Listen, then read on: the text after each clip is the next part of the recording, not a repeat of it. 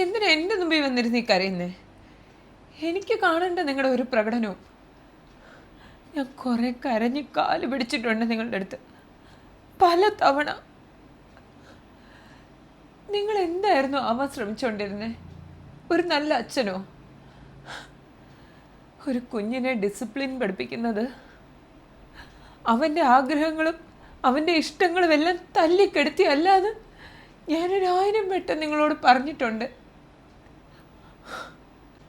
നിങ്ങൾ അവനെ ചട്ടം പഠിപ്പിക്കാൻ ശ്രമിക്കായിരുന്നില്ലേ? അവൻ്റെ എന്താഗ്രഹങ്ങളാണ് നിങ്ങൾ സാധിച്ചിട്ടുള്ളത്?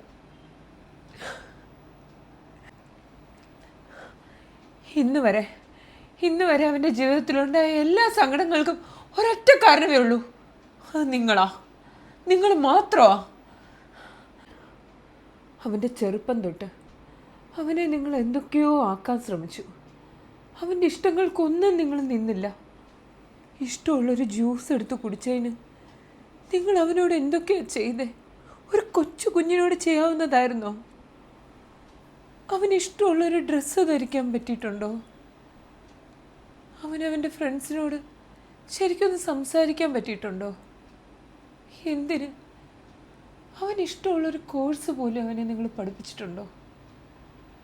എന്തൊക്കെയോ ആവാൻ ശ്രമിക്കുകയായിരുന്നു നിങ്ങൾ. ഒന്നും ആയില്ല. അവസാനം അവൻ നിങ്ങളെ പഠിപ്പിച്ചു, അവൻ്റെ മരണത്തിലൂടെ.